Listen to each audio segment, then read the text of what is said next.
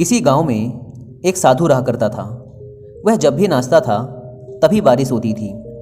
इसलिए गांव के लोगों को जब भी बारिश की ज़रूरत होती तब यह लोग उस साधु के पास जाते और उनसे अनुरोध करते कि वह नाचे, और जब वह नाचने लगते तो बारिश ज़रूर होती थी।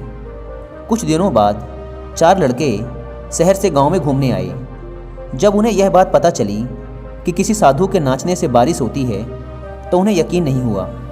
शहरी पढ़ाई लिखाई के घमंड में उन्होंने गांव वालों को चुनौती दे दी कि अगर हम भी नाचेंगे तो बारिश होगी, और अगर हमारे नाचने से बारिश नहीं हुई तो साधु के नाचने से भी बारिश नहीं होगी।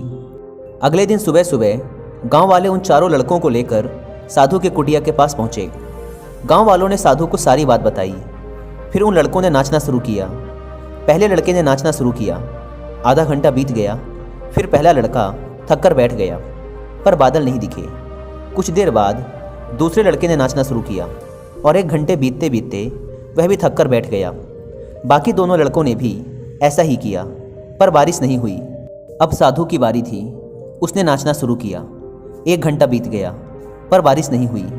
साधु फिर भी नहीं रुका, वह नाचता ही रहा। नाचते नाचते 2 घंटे बीत गए, पर बारिश नहीं हुई। 4 घंटे बीत गए, पर बारिश नहीं हुई। लेकिन साधु तो रुकने का नाम ही नहीं ले रहा था।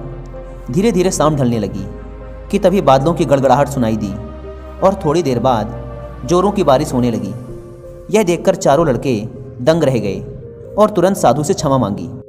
फिर 4 लड़कों ने साधु से पूछा, बाबा, भला ऐसा क्यों कि हमारे नाचने से बारिश नहीं हुई और आपके नाचने से बारिश हो गई?